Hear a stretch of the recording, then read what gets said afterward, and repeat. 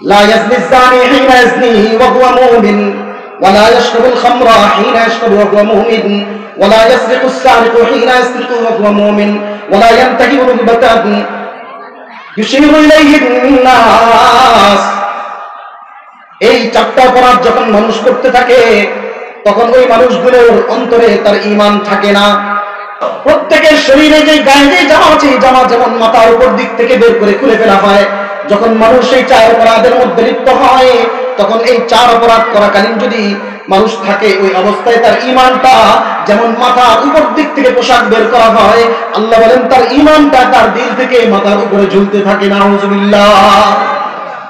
সরকার অথবা রাষ্ট্র কোন একটা জিনিসকে অবৈধ ঘোষণা করেছে, সরকার অথবা রাষ্ট্র কোন একটা জিনিসকে অবৈধ ঘোষণা করেছে, সেটা প্রকাশ্যে না হলেও গোপনে হওয়ার সম্ভাবনা আছে না নাই? জোরে কোন আছে না নাই? কিন্তু এই জিনিসটাই যদি শরীয়তের বিধানের মাধ্যমে উম্মতকে জানিয়ে দেওয়া যায়, আল্লাহর ভয় যদি উম্মতের দিলের ভিতরে ঢুকায় দেওয়া যায়, প্রকাশ্যে যেমন হবে না গোপনেও তেমন হবে না। ঠিক কিনা? তাহলে প্রকাশ্য হোক অপ্রকাশ্য হোক, গোপনে হোক অথবা প্রকাশ্য হোক, এই জিনিসকে বন্ধ করার জন্য যে মাধ্যম সেটা আল্লাহ প্রদত্ত বিধান লাগবে, আল্লাহর ভয় লাগবে। আল্লাহর নবী সাল্লাল্লাহু আলাইহি ওয়াসাল্লামের হাদিসের মধ্যে বলেন চারটা অপরাধ এমন আছে, এই চার অপরাধের মধ্যে যখন মানুষ লিপ্ত থাকে ওই অবস্থায় তার ঈমান তার দিলের মধ্যে থাকে না। কয় অপরাধ? জোরে কোন কয়টা? قال النبي صلى الله عليه وسلم لا يزني الزاني حين يزني وهو مؤمن ولا يشرب الخمر حين يشرب وهو مؤمن ولا يسرق السارق حين يسرق وهو مؤمن ولا ينتهب رغبة يشير إليه الناس। এই চারটা অপরাধ যখন মানুষ করতে থাকে তখন ওই মানুষগুলোর অন্তরে তার ঈমান থাকে না। এক নম্বর অপরাধ লা ইয়াজনি যানি হিনা ইয়াজনি ওয়া হুয়া মুমিন, যখন কোন মানুষ জিনা ব্যভিচারের মধ্যে লিপ্ত হয়ে যায়, ওই জিনা ব্যভিচার ওই অপরাধ চলাকালীন তার ঈমান তার দিলের মধ্যে থাকে না। অন্য হাদিসের মধ্যে নবী সাল্লাল্লাহু আলাইহি ওয়াসাল্লাম ঈমান তার দিল থেকে কিভাবে বের হয় এটার এক উদাহরণ দিয়েছেন।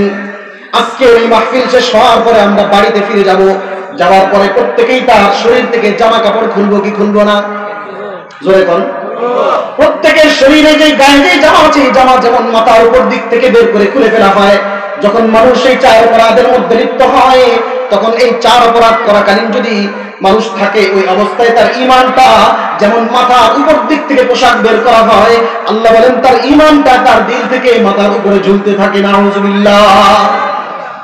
এক নম্বর, যখন মানুষ জিনা ব্যভিচারের মধ্যে লিপ্ত থাকে তখন তার ঈমান তার দিলে থাকে না, মাথার উপরে ঝুলতে থাকে।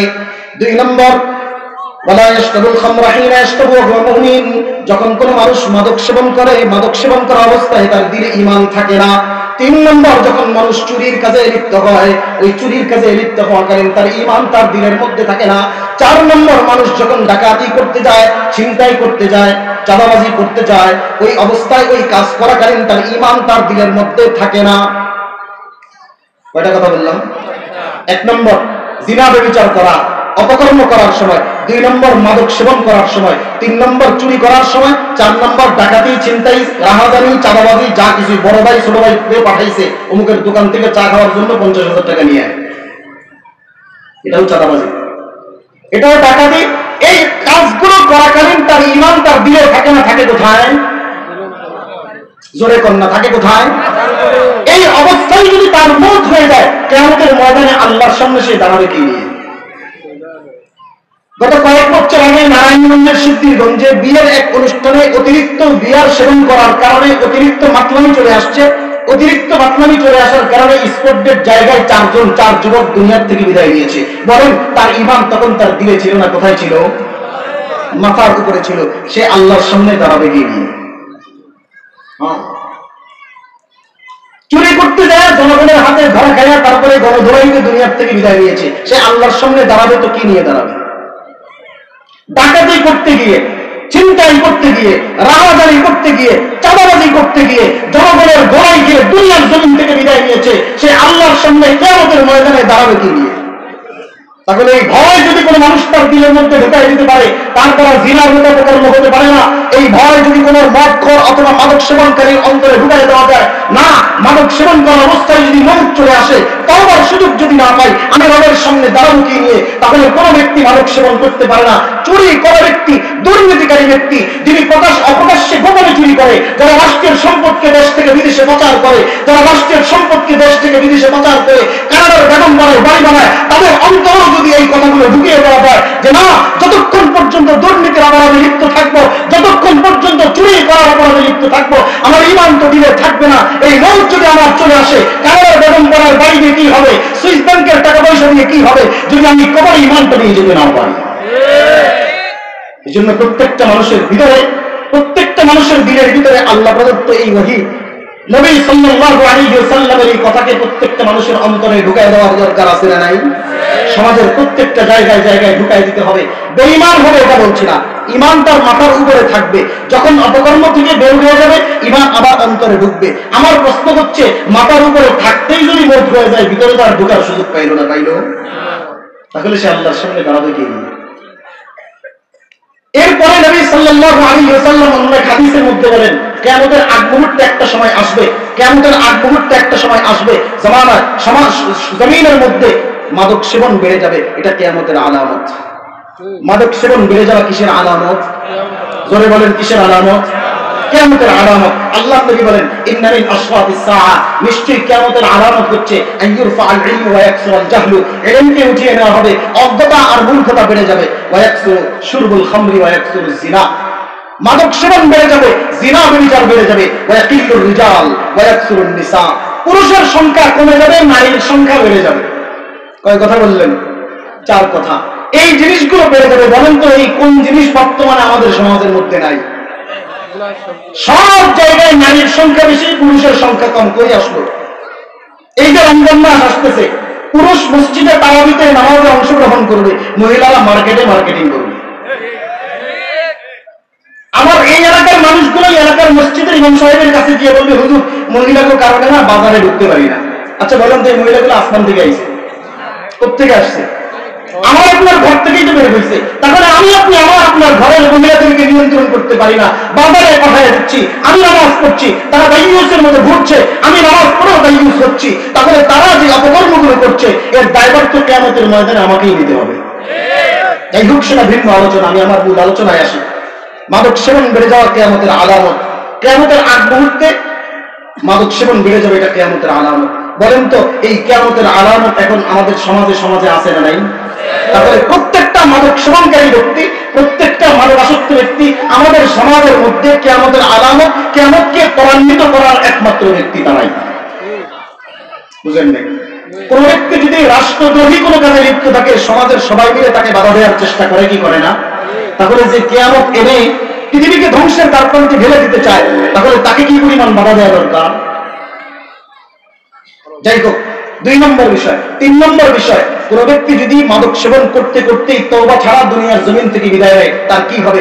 ইয়ামানের জাইশান নামক এক এলাকা থেকে নবী সাল্লাল্লাহু আলাইহি ওয়াসাল্লামের কাছে এক ব্যক্তি এসে জিজ্ঞাসা করলেন, ইয়া রাসূলুল্লাহ, আমাদের দেশে শস্য দানা থেকে একটা পানীয় বানানো হয়, মাদক বা একটা পানীয় বানানো হয়, ইউকালু লাহুল মিজর, এটাকে মিজির বলা হয়, আমরা কি এটা পান করতে পারবো কিনা?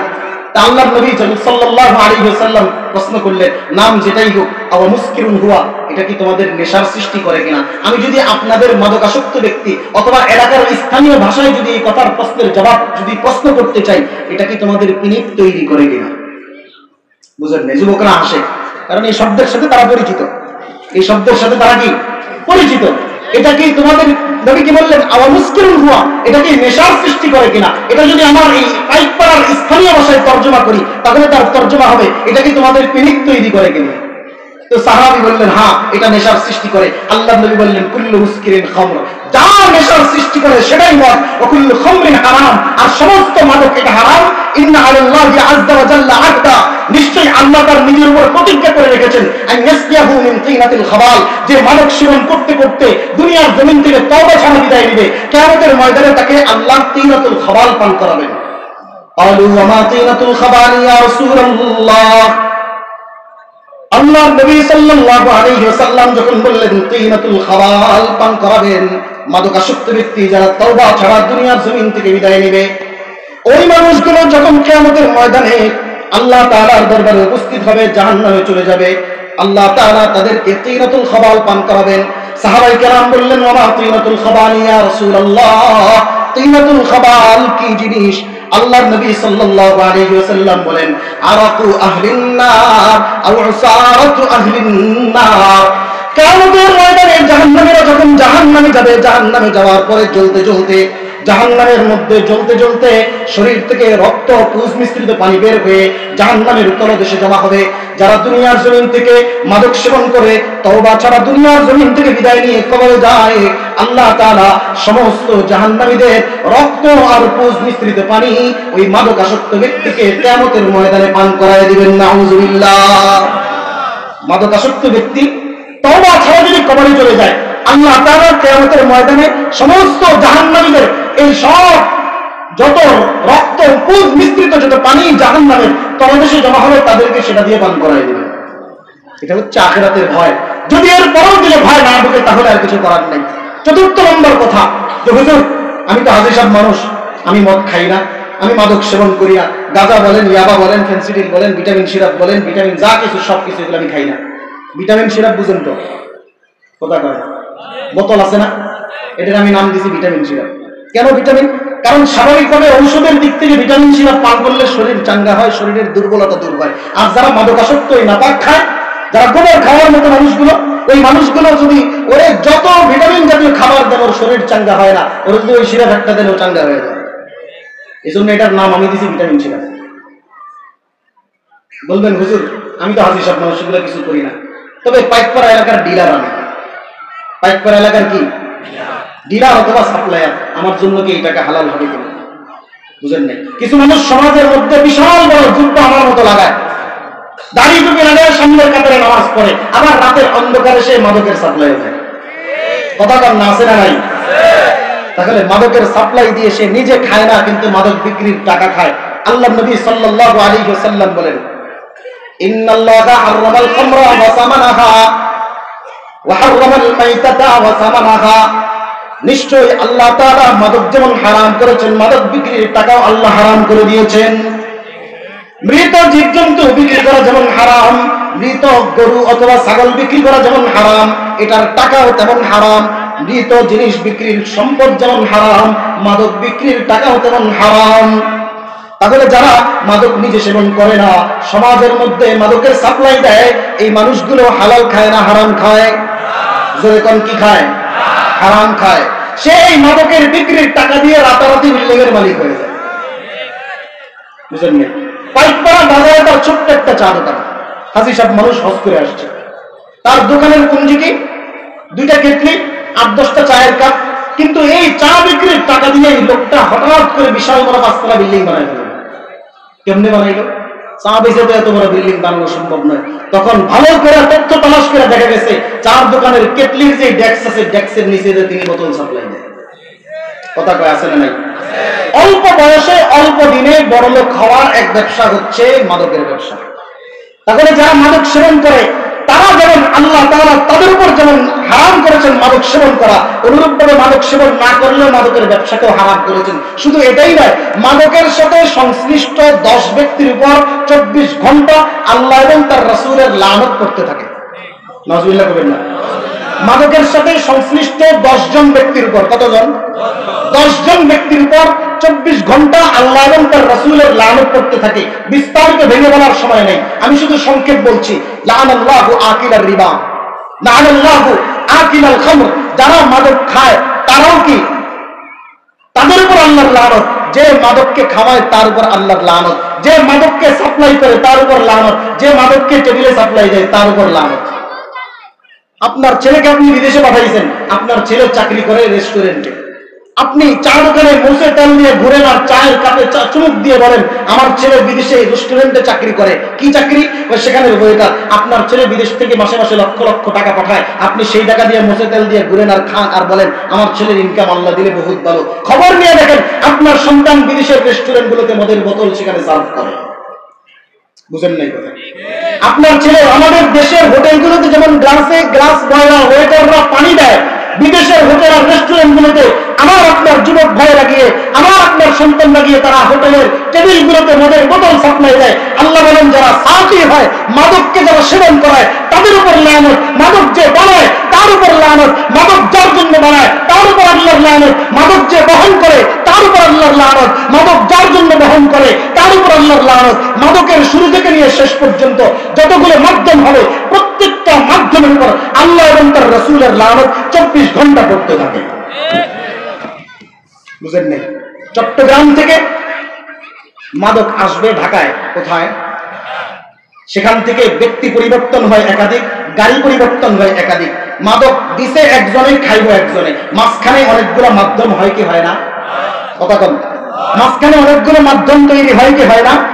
আল্লাহর হাবিব সাল্লাল্লাহু আলাইহি ওয়াসাল্লাম বলেন, যিনি দিয়েছেন যিনি পান করবেন, মাঝখানের যতগুলো ওয়াসিতা আছে, মাঝখানের যতগুলো মাধ্যম আছে, মাদককে হাত বহন এটাকে পরিবর্তন করে করে ঢাকা পর্যন্ত পৌঁছায় দেওয়ার জন্য যতজন এটার সাথে সংশ্লিষ্ট প্রত্যেকের উপর আল্লাহর লানত। তাহলে এবার বুঝে থাকলে বলেন, আমাদের দেশে যারা মাদককে সাপ্লাই দেয় এটা কি রিকশাওয়ালারা সাপ্লাই দেয়? মাদক পাশের দেশ থেকে আমদানি করে আমাদের দেশের প্রত্যন্ত অঞ্চলে পৌঁছায় দেয় কারা? বুঝেন না? আমাদের দেশের বড় বড় মাদক দলরাই মাদককে এই সমাজের মধ্যে টিকিয়ে রেখেছে। যতই উপর দিয়ে ঘোষণা দেওয়া হোক মাদকের 0 টলারেন্স ঘোষণা করা হোক, খবর নিয়ে দেখেন যারা মাদকের 0 টলারেন্স ঘোষণা করবে এরাই রাতের অন্ধকারে তাদেরকে যারা নিজের ক্ষমতাকে টিকিয়ে রাখার জন্য, নিজের ক্ষমতার মজবুতকে টিকিয়ে রাখার জন্য যে সমস্ত যুব সমাজদেরকে অবৈধভাবে অবৈধ উপায়ে ব্যবহার করে, তাদেরকে মাদক সাপ্লাই করে করে তাদেরকে মাদক সেবন করার সুযোগ করে দিয়ে তাদেরকে বছর বছর মাদক দিয়ে তাদেরকে লালন পালন করে, প্রত্যেকের উপর আল্লাহ এবং তার রাসূলের লানত। তাহলে মাদক সম্পর্কে, মাদক হারাম হওয়ার ইতিহাস জানলেন। দুনিয়াতে কোন ব্যক্তি যদি মাদক সেবন করতে করতে মওত হয়ে যায় তার ঈমান দিলে থাকে না, কিয়ামতের ময়দানে তাকে তিনাতুল খবাল পান করাবেন। মাদক সেবন করা, মাদক বিক্রির টাকাও হারাম, সব জানলেন। মাদক সম্পর্কে আর কোনো কথা আমার মনে হয় না প্রয়োজন আছে। এরপরও কোনো ব্যক্তি যদি মাদক সেবন করে, কোনো ব্যক্তি যদি মাদক সাপ্লাই করে, বলে হুজুর আপনার কথা আপনি বলবেন, আপনার যা ইচ্ছা তা বলে যান, আপনি আমাদের কোনো আপত্তি নেই, আমরা আমাদের কাজ করবই। তাহলে আপনার জন্য একটাই কথা, यहाँ हम ऐसे रहे या वैसे रहे, देखना है कि हम वहां कैसे रहे। यहाँ हम ऐसे रहे या वैसे रहे, देखना है कि हम वहां कैसे रहे। हाँ, আপনার ক্ষমতার চেয়ার আছে, আপনার ক্ষমতার বাহুল্য আছে, আপনার হাতে শক্তি আছে, আপনার জনগণ আছে, আপনার সামনের পিছনে বাহিনী আছে, সব কিছু দিয়ে সমস্ত অপরাধকে সমাজের মধ্যে আপনি টিকিয়ে রাখতে পারবেন। আপনি দুনিয়ার জমিনে হয়তো আমাদের জবানগুলোকে বন্ধ করে দেওয়ার চেষ্টা করবেন, আমাদের যারা কোরআনের কথাগুলো বলে তাদেরকে জেলখানায় আবদ্ধ করে রাখতে পারবেন, কোরআনের কথাগুলো মাইক থেকে স্পষ্ট আওয়াজে বলার হয়তো সুযোগ দিবেন না। খোদার কসম করে বলে যাই, হ্যাঁ, দুনিয়াতে সব ক্ষমতা নিয়ে আপনি থাকতে পারবেন, দেখা যাবে সেখানে থাকে কেমনে, আপনার কোথায় অবস্থান থাকে, যারা কোরআনের কথা বলে তারা কেমন থাকে। यहाँ हम ऐसे रहे या वैसे रहे, देखना है कि हम वहां कैसे रहे। দেখা হবে বন্ধু আখিরাতের ময়দানে, আল্লাহ তাআলার দরবারে দেখা হবে, তুমি কোথায় থাকো আর আমরা কোথায় থাকি। দ্বিতীয় নম্বর বিষয় সমাজ ধ্বংসের। দ্বিতীয় নম্বর বিষয় কি বলছেন? সমাজ ধ্বংসের দ্বিতীয় নম্বর কারণ কি? জুয়া। কোথাকার আর্জেন্টিনা আর ব্রাজিল, তারা ফুটবলে লাথি দেয়, আমার দেশের যুবক